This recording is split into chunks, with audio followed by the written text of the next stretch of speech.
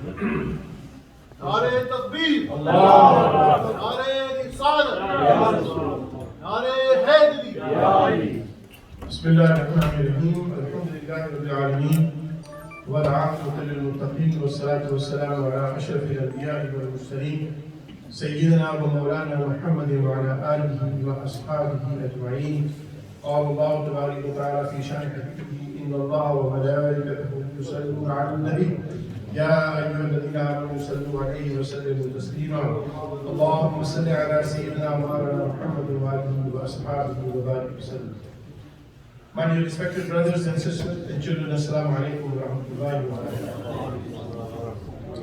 اس سے پہلے کہ میں تھوڑی سی جو بھی باتیں کرنی ہیں اس کا شروع کروں، سب سے پہلے آپ کو معلوم ہے، سب کو معلوم ہے کہ مری میں ایک بہت بڑا حادثہ ہوا جس میں کئی لوگ اس میں شہید ہو گئے ہیں، بچے شہید ہو گئے ہیں، عورتیں شہید ہو گئی ہیں، مرد شہید ہو گئے ہیں.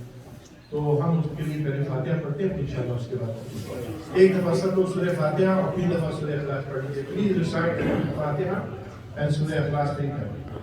اعوذ باللہ من الشیطان الرجیم. بسم اللہ الرحمن الرحیم. ایاک نعبد و ایاک نستعین اهدنا الصراط المستقیم صراط الذین انعمت علیہم غیر المغضوب علیہم ولا الضالین. بسم اللہ الرحمن الرحیم.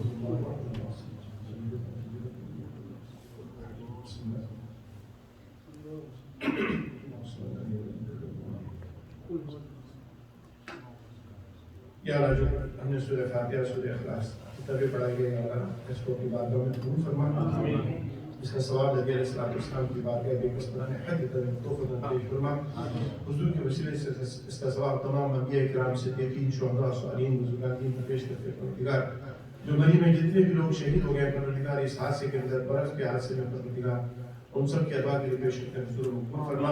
یا اللہ ان سب کی مغفرت فرما، ان سب کے درجات بلند فرما، ان سب کو جنت الفردوس میں بلند مقام عطا فرما، ان کی خطاؤں کو گناہوں کو معاف فرما، بس امام میزان کو سب جلیل عطا فرما.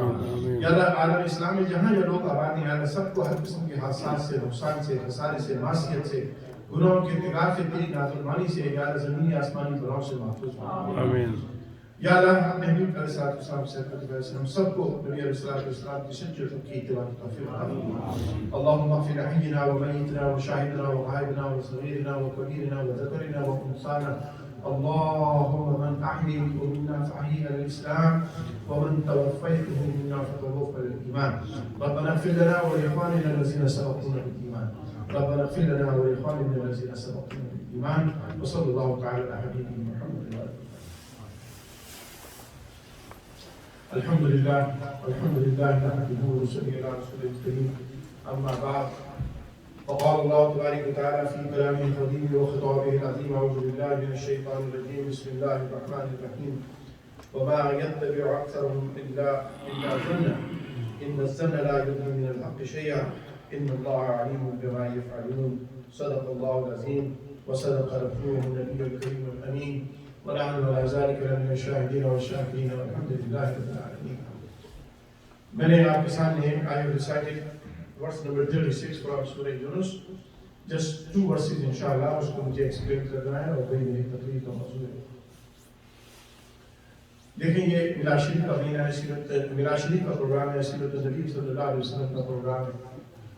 اور اس پروگرام میں سب سے پہلے تو میں فجی اسلامک سینٹر اس کی انتظامیہ اسیم اختر صاحب، اللہ تعالیٰ آپ سب کو جزائے خیر دے کہ آپ نے اس محفل کے تمام کو منعقد کرنے کے لیے آپ نے اس کی اجازت دی اور الحمدللہ یہ فیصلہ کی.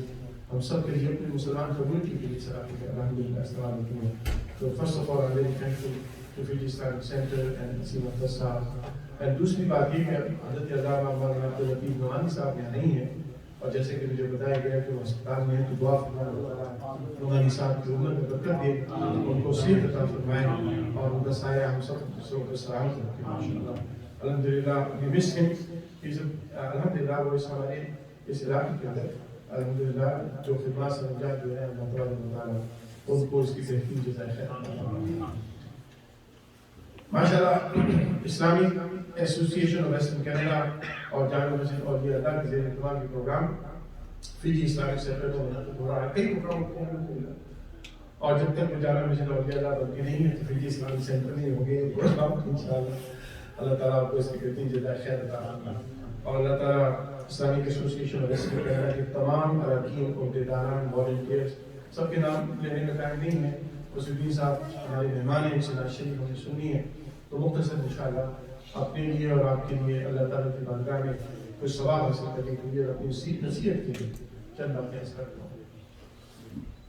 سوال میں آپ سے کرتا ہوں, آپ اس طرح سوچیں, اس پہ غور کریں کہ ساری کائنات کے تمام انسان among entire human race سب سے پاکیزہ انسان کون؟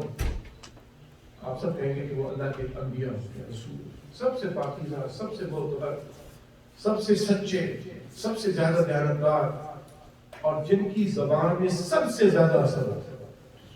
اللہ کے نبی ہوتے ہیں, وہ اللہ کے رسول ہوتے ہیں, ان سے بہتر کوئی نہیں ہے پوری کائنات میں اللہ کی مخلوق کے اندر. لیکن اتنا مؤثر زبان رکھنے کے باوجود اور کی میرا وہ انداز نہیں ہوتا جو عام مولانا صاحبان کا ہوتا ہے. میں ہمیشہ بات کرتا ہوں پریکٹیکل کہ ہماری سچویشن کیا ہے, ہماری واٹ از آور پرابلم, ہم لوگ کیوں نہیں ابھی تک اس راستے پہ آ رہے ہیں جس راستے پہ ہمارا رب ہمارا رسول ابھی دیکھنا چاہتے ہیں. تو آپ دیکھیں اتنا مؤثر زبان ہونے کے باوجود سو افیکٹو, سو انفلوئنشل, سو پاورفل, اللہ نے ان کی زبان میں طاقت رکھی ہوتی ہے. اس کے باوجود نبیوں کے سامنے اکثریت کافروں کی رہتی ہے, اکثریت مسلمان نہیں. اور through out the history of انبیاء آپ دیکھیں گے, آپ کو یہ نظر آئے گا.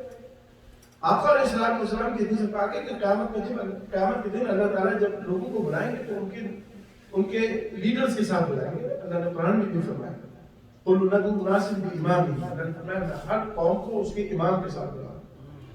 تو حضور فرماتے ہیں کہ بعض نبی تنہا آئیں گے, ان کا کوئی فالوور نہیں ہوگا.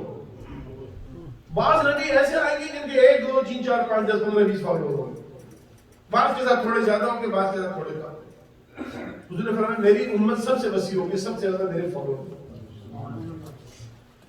بات جو میں کہنا چاہ رہا ہوں یہ کہ اتنا مؤثر زبان ہونے کے بعد جن کے اوپر وحی کا نزول ہوتا ہے, اللہ کی وحی جن پر آتی ہے, وہ بھی ہر انسان کو کنونس نہیں کر پاتا. اب یہ سوال ایک الگ بات ہے کہ اللہ کے حکم سے ہر چیز ہوتی ہے, اس میں کوئی شک نہیں ہے, لیکن میں بات کر رہا ہوں انسانی کنونس. اللہ کے حکم کے بغیر کچھ نہیں ہوتا. لیکن میں اس بات کو بھی نہیں مانتا ہوں کہ اللہ تعالیٰ چاہتا ہے کہ یہ بندہ تو کافر ہے اور یہ مسلمان ہو جائے. یہ اللہ نہیں چاہتا, یہ نہیں چاہتا. اللہ چاہتا ہے کہ ہر انسان اللہ کی جنت میں جائے, جو اللہ چاہتا ہے. اللہ چاہتا ہے کہ کوئی کافر نہ ہو, سب اس کے ماننے والے ہیں. لیکن اللہ کا ایک نظام ہے, اس میں یہ ہوتا ہے. تو نبیوں کی زبانوں سے سننے کے باوجود بھی لوگ قبول نہیں کر پاتے, سارے لوگ. اس کی بنیادی وجہ کیا ہے؟ قرآن اسی آیت میں اللہ نے. دیکھیے آج میں اس سے بڑا ریلیٹڈ بات ہے کہ میں بات صدیوں پہلے کی کر رہا ہوں, لیکن آج وہی منظر نظر آ رہا ہے. ابو جہل بھی رسول کریم علیہ السلام کے سامنے بیٹھتا تھا, بن خلف وہ بھی تھے, اتباع اتباع, یہ سارے لوگ جو کافر مر گئے. نبی علیہ السلام کی زبان ہے, اور یہ سب جانتے تھے کہ آقا علیہ السلام بہت عظیم الشان کردار کے مالک ہیں. ان سے بڑا صادق اور امین کوئی نہیں ہے, ان سے زیادہ دیانتدار کوئی نہیں ہے. جھوٹ کبھی زندگی میں انہوں نے چھوٹی بات پہ بھی نہیں بولا, اس کے باوجود نہیں. اس کی وجہ یہ ہے کہ دیکھیے یہ جو علم ہے نا, جو انسان کو حاصل ہوتا ہے, چاہے اس کی سوچ کچھ بھی ہو, یہ بڑی پاورفل چیز ہے. اس زمانے میں انٹرنیٹ نہیں تھا, گوگل نہیں تھا, اس زمانے میں اور ٹیلی ویژن نہیں تھا, دوسری چیزیں نہیں تھیں. تو وہ جو کفار تھے انہوں نے اپنے آبا و اجداد نے جو سنا تھا اس پر مکنونس تھے کہ یہی صحیح ہے. وہ اس بات پر کنونس تھے, they were absolutely clear, بالکل ان کا دل مطمئن تھا کہ یہ ہمارے آبا و اجداد نے جو بتوں کو پوجنا سکھایا, کسی کو چاند کو پوجنا سکھایا, کسی کو سورج کو پوجنا سکھایا, کسی کو جانور کو پوجنا سکھایا, کسی کو انسانوں کو پوجنا سکھایا. وہ اس بات پر کنونس تھے کہ ان کا سورس آف انفارمیشن جو تھے وہ ان کے آبا و اجداد تھے, ان کے ماں باپ تھے, سوسائٹی تھی. تو جب وہ اس بات پر کنونس ہو گئے, لیکن جو اس بات پر جن کے دلوں میں تھوڑا بھی شک رہتا تھا یا جو اس بات سے بیدار تھے, یاد رکھیے سب سے پہلے نبی علیہ السلام نے جب اعلان نبوت کیا تو ابی المؤمنین سیدنا ابوبکر صدیق رضی اللہ تعالیٰ عنہ نے بے چھوئے چلا فوراً اسلام قبول کیا, کہ وہ پہلے زمانے جاہلیت میں اس بت پرستی سے بیزار تھے. مولا علی کرم اللہ وجہہ الکریم چھوٹے تھے لیکن نبی علیہ السلام کے فرمانے پر فوراً گیا.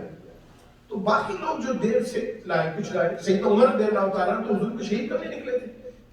اس وقت تک ان کے ذہن میں یہ تھا کہ وہ صحیح ہے. اس وقت تک ان کے ذہن میں یہ بات تھی کہ ہمارے آباء اجداد جو کہتے ہیں وہی صحیح ہے, محمد صلی اللہ علیہ وسلم جس خدا کی بات کرتے ہیں وہ غلط ہے. لیکن اپنی بہن سے جب قرآن پاک سنا تو ان کو اپنے علم کے گمان ختم ہوا اور صحیح رستہ ان کو نظر آیا. اللہ تعالیٰ نے قرآن کریم کی آیت میں فرمایا وَمَا يَتَّبِعُ أَكْثَرُهُمْ إِلَّا ظَنًّا. کافروں کے بارے میں بات ہے لیکن یہ 100% فٹ ہوتی ہے آج کے مسلمانوں, اس لیے میں نے اس آیت کہا.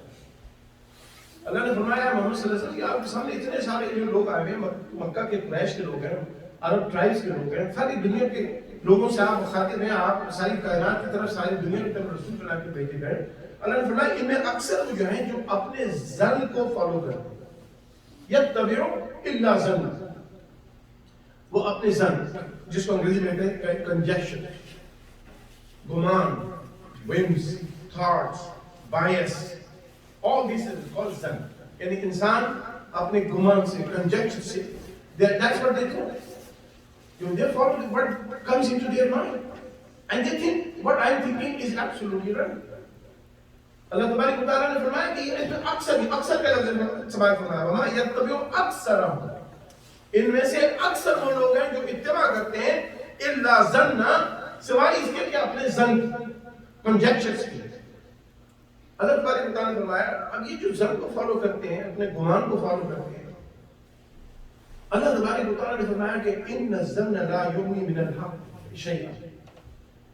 ان کا جو گمان ہے یہ سچ کو جھوٹا نہیں کر سکتا, سچ کو ابطال نہیں کر سکتا, سچ کے اوپر اوورہیڈ نہیں کر سکتا. سچ ہی رہے گا چاہے یہ اکثریت مان کر نہ دے. Majority if they don't accept, still truth is the truth. And this conjectures cannot take over the truth, cannot harm the truth, cannot hide the truth. Truth is the truth. لیکن ان لوگوں کی کوشش جو ہوتی ہے, اللہ تعالیٰ فرماتے ہیں ان اللہ یعلم بما یفعلون, اللہ جانتا ہے یہ جو کام کرتے ہیں سارے کام. حضرات محترم, ان لوگوں کی سورس آف انفارمیشن ان کے آباء و اجداد, ان کی فیملی, ان کا سوسائٹی تھا. آج مسلمانوں کے اوپر تھوڑا سا غور کریں اور یہ میرا موضوع ہے. آج بھی اب دیکھیے جو اتنی گمراہی مسلمانوں میں پھیلتی چلی جا رہی ہے, بدعقیدگی مسلمانوں میں پھیلتی چلی جا رہی ہے, and spreading like a wildfire. ہمارے بچے کنفیوز, بچے تو بچے ہیں تو بڑے کنفیوز ہیں. ذرا سی باتوں کے اوپر ایسے ڈیبیٹ, یوز لیس ڈیبیٹس میں ہم لوگوں نے انوالو اپنے آپ کو کر لیا ہے کہ جس کے نتیجے کے اندر اصل اسلام کی جو ریکوائرمنٹس ہیں ان سے ہمارا فوکس بالکل ختم ہو چکا. اسلام خالی ریچولز کا نام نہیں ہے کہ آپ مسجد میں آ کے 5 دفعہ نماز پڑھ لیں اسلام دوسرا ہو گیا. اسلام زندگی گزارنے کا ایک ایک لمحہ ڈکٹیٹ کرتا ہے. اسلام is a way of life, not a religion. ہم ریلیجن کا لفظ استعمال کرتے ہیں, ریلیجن میں تو ریچولز ہوتی ہیں. اسلام دین ہے. دین کا مطلب ہے کہ ہم بھی live. مسجد میں آ کے ہم مسلمان ہوتے ہیں, باہر کیا ہوتا ہے عمل کے. تو اس کی وجہ یہ ہے کہ دیکھیے ہمارے یہاں سے یہ ایک نئی سوچ بننا شروع ہو گیا گزشتہ 40-50 سال کے اندر. یہ ساری بیماریاں آ رہی ہیں اور ایک تیزی پھیلتی چلی جا رہی ہے. ہر شخص یہ سوچتا ہے میں نے گوگل میں پڑھ لیا, میں نے انٹرنیٹ میں پڑھ لیا, میں نے وہاں پڑھ لیا, اینڈ آئی ایم رائٹ. اب دنیا کا کتنا بڑا عالم آ جائے, دنیا کا کتنا بڑا مفتی صاحب آ جائیں, دنیا کے کوئی اچھا ہائیلی کوالیفائڈ آدمی آ جائے, انہوں نے کہا نہیں کہ میں نے تو مانی, میں نہیں مان سکتا. جب وہ یہ کہہ کے تو اللہ نے فرمایا ان الظن وما يتبع اکثرهم الا ظنا, یہ اکثر ظن کو فالو کر رہے ہیں. اس کی وجہ میں آپ کو بتاؤں ظن کیسے ہے کہ قرآن کریم کی آیت پڑھ کے یہ اپنی طرف سے اس کا ترجمہ اور تعبیر کرتے ہیں. یہ اپنے طور پہ کہتے ہیں اللہ نے یہ کہا, حالانکہ اللہ نے نہیں کہا, اللہ نے وہاں تو کچھ اور لکھا. ابھی دیکھیے پچھلے دنوں ٹویٹر کے اوپر جو مجھے فالو کرتے ہیں یا میرے ساتھ ہیں, ایک صاحب نے قرآن کریم کے 30ویں سپارے سے ایک آیت نکالی, میں پڑھوں گا نہیں, اور اس کا ترجمہ انہوں نے گالی کر دیا ہوتا ہے.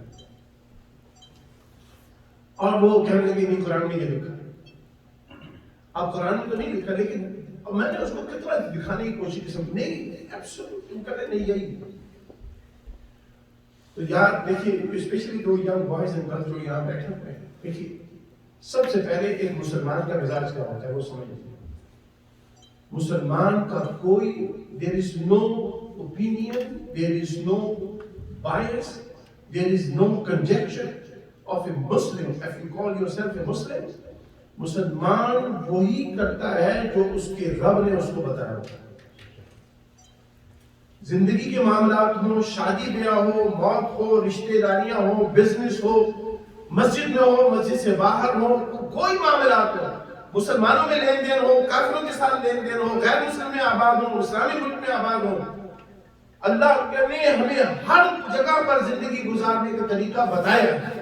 اور یہ ہو نہیں سکتا کہ اللہ نے یہاں پر رہنمائی نہیں کی، اللہ کے رسول نے یہاں پر رہنمائی نہیں کی. مجھے بتائیے زندگی کا کون سا شعبہ ہے جہاں پر اسلام ہمیں گائیڈ نہیں کرتا؟ لیکن ہم نے یہ کیا ہوا ہے کہ ہم اپنی رائے سے چیزوں کو کرتے نہیں، ایسا کر لیجیے، ایسا کرنا چاہیے، یہ ہمارے دوست ہیں ان کے ساتھ ایسا کر لیں. تو یاد رکھیے یہ جو زن ہے یہی انسان کو گمراہی کی طرف لے جائے. اب میری ساری تمہید کا مقصد یہ تھا کہ اب سورہ یونس کی ایک اگلی آیت ہے جو میں جس پہ بات کرنا چاہتا ہوں. آج مسلمانوں میں جو ہمارے اندر اتنا زیادہ انتشار اختلاف ہے، اس کی بنیادی وجہ سب کو میں اپنے آپ کو بھی چیک کرتا ہوں اور آپ اپنے آپ کو چیک کرتے ہیں. ہم لوگ تو کیتھولک تو نہیں ہے نا کہ کسی پریسٹ کے سامنے جا کے اپنے گناہوں کا اعتراف کریں گے وہ معاف کروا دیں. ہمارا تو رب ہے جو ہماری دعائیں سنتا ہے، ہمارے حالات کو جانتا ہے، ہم اس کی بارگاہ میں حاضر ہوتے ہیں. تو آپ اپنا جائزہ لیں. آج مسلمانوں میں سب سے بڑی اگر کوئی پرابلم ہے تو میں یہ سمجھتا ہوں سب سے بڑی پرابلم ہے کہ ہم مسلمان آپس میں ایک دوسرے سے بدگمان ہیں. That is the biggest challenge. اور دوست کی بات نہیں، میں تو کہتا ہوں رشتہ داروں میں بدگمانی ہے، باپ اولاد میں بدگمانی ہے، اولاد باپ میں بدگمانی ہے، بیوی شوہر میں بدگمانی ہے، شوہر بیوی میں بدگمانی ہے، بہن بھائیوں میں بدگمانی ہے. ہم کہتے نہیں ہیں اپنے بھائی کو، کہتے نہیں ہیں اپنی بہن کو، کہتے نہیں اپنے والد کو، کہتے نہیں اپنی ماں کو، لیکن we just feel it.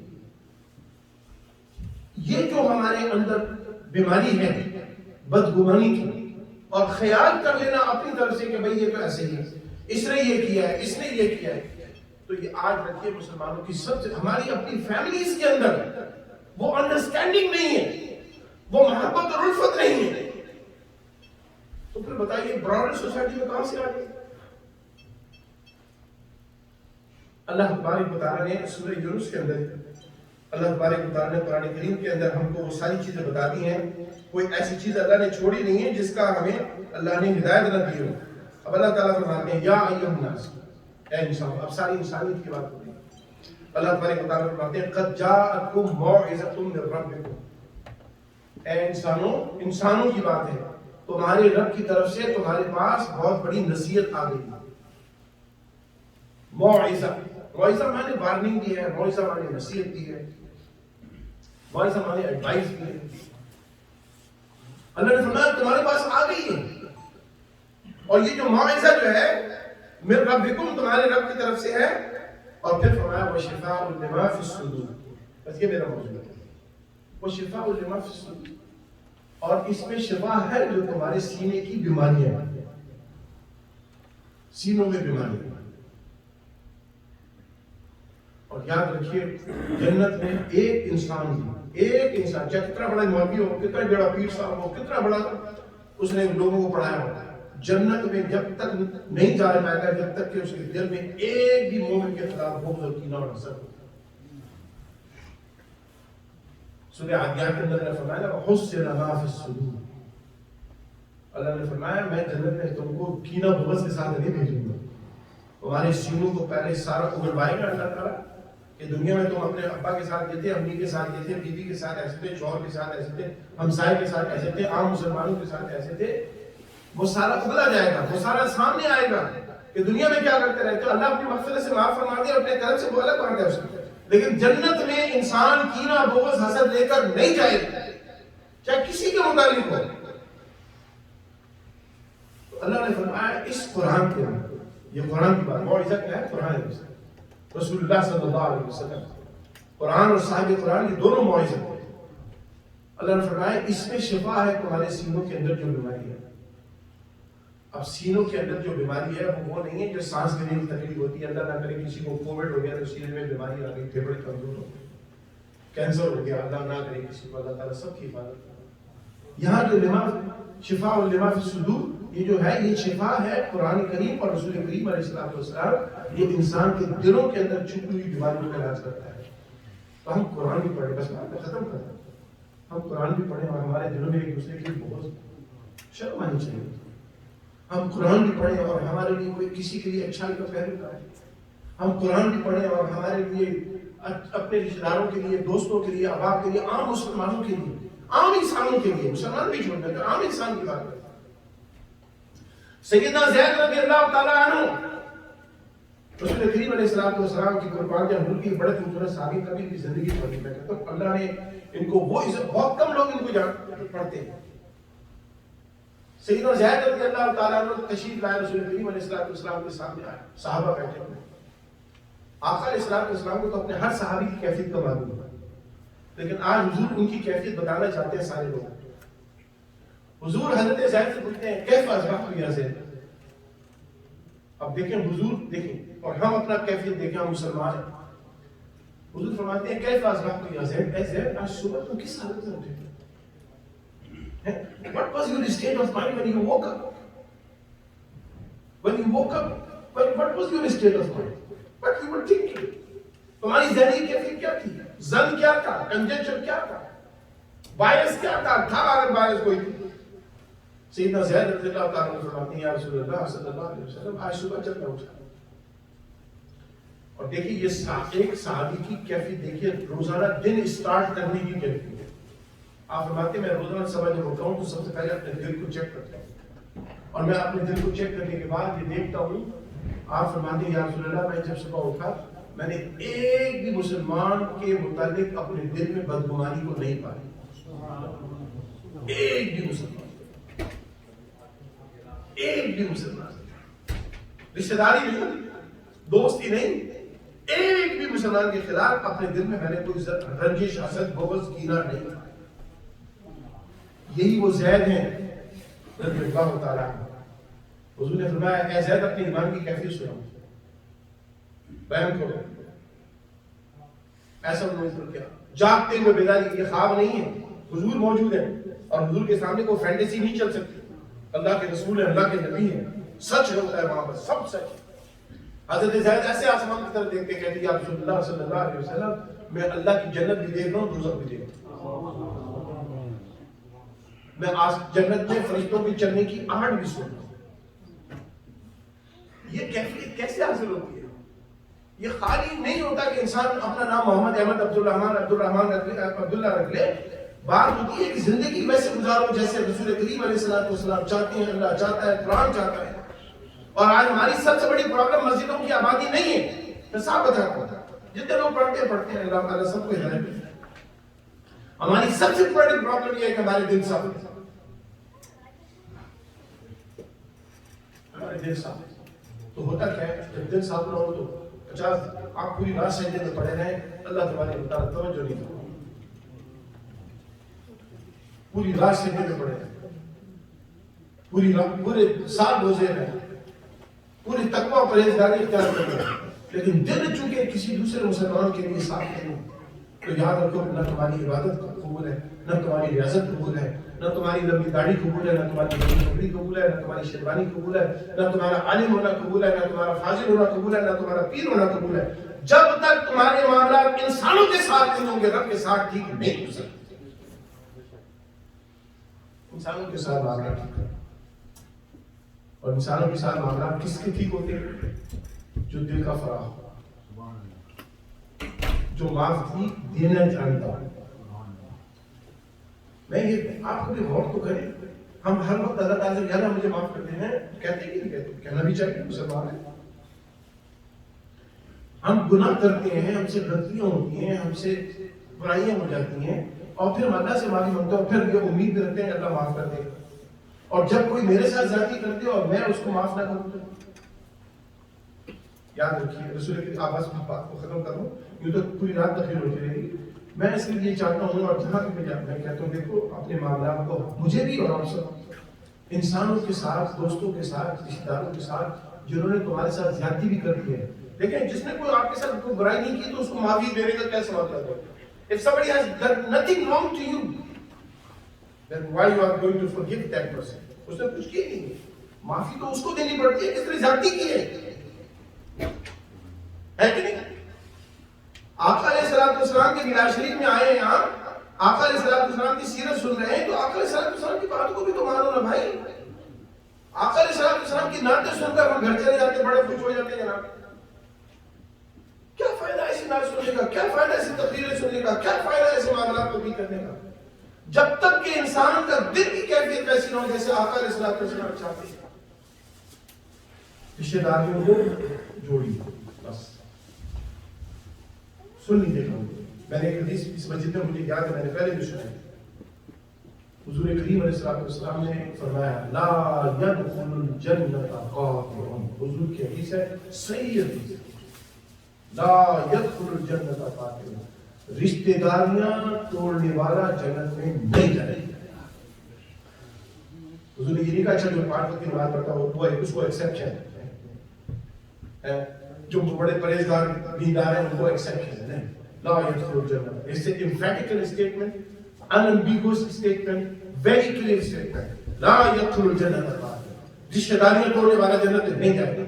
اب آپ بھی اجازت دیجیے, میں بھی اجازت دیجیے, کتنے رشتے داروں سے آپ نے رشتے داریاں توڑی؟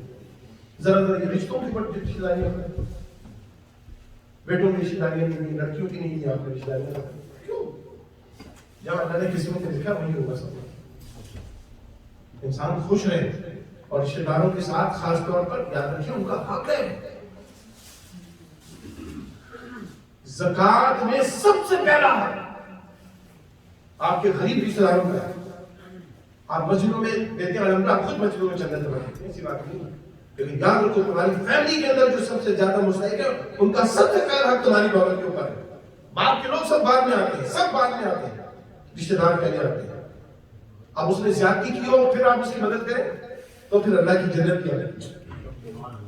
زیادتی کی ہو اور اس کے ساتھ پھر آپ اس کے ساتھ نہیں کریں پھر جنت آتی ہے. اللہ تبارک و تعالیٰ ہمیں رسول کریم علیہ السلام کی سیرت طیبہ کو اپنانے کی توفیق عطا. ہمارے دلوں سے جو کینہ بغض حسد فساد و خراب ہے ایک دوسرے کے لیے. اب تو مذہبی لوگوں میں زیادہ ہے, بڑی معذرت کے ساتھ میں بخدا مذہبی لوگوں میں تو اتنا کینہ بغض ہے, جتنی زیادہ دین کا کام کرنے والے ہوتے ہیں مذہبی تنظیموں میں ایک دوسری تنظیم کو برداشت نہیں کرتے, ایک دوسری تنظیم کو برداشت نہیں کرتے. تقریریں کرتے ہیں, غیبت کرنا منع ہے, غیبت کرنا منع ہے, ساری غیبتیں خود کر رہے ہوتے ہیں. ایک دنیا دار آدمی اتنا غیبتیں نہیں کرتا جتنا مذہب کے لوگ کر رہے ہوتے ہیں, دیندار لوگ کر رہے ہوتے ہیں بظاہر. حضور نے یہ بھی فرمایا ہے چغل خور جنت میں نہیں جائے گا. اب ہم نماز پڑھ کے چغل خوری کریں تو پھر فائدہ کیا؟ پھر نماز کا بھی فائدہ ہے. اسی لیے تو ہماری عبادتیں ہمارا رزلٹ نہیں دے رہی نا. مسلمان پوری دنیا میں ذلیل ہو گیا اور اللہ تعالیٰ ہمارا ہم سے ناراض ہے. اللہ تعالیٰ ناراض ہے تو بھائی ذرا کوشش تو کریں کہ سوچیں وہ کیوں ناراض ہے, وہ کیوں ناراض ہے. اللہ تعالیٰ کو ہم سے نفرت نہیں ہے, اللہ تعالیٰ کو ہم سے محبت ہے. ہم وہ سارے کام کرنے لگے جو اللہ تعالیٰ کو ناراض کرتے ہیں. جو خاص طور پہ دیندار لوگ ہیں, نماز پڑھنے والے ہیں, اللہ تعالیٰ ہم سب کو نماز پڑھنے کی توفیق دے. لیکن یاد رکھیے اگر ہم نے معاملات ٹھیک نہیں کیے تو عبادات کا کوئی فائدہ نہیں, کوئی فائدہ نہیں. اللہ تعالیٰ نے معاملات ٹھیک کر دیں, ہمارے معاملات میں اللہ تعالیٰ اس میں سلوک عطا فرمائے, صلہ رحمی عطا فرمائے, درگزر عطا فرمائے, معافی کرنے کی توفیق عطا فرمائے. وصلی اللہ علیہ وسلم وعلی آلہ وصحبہ.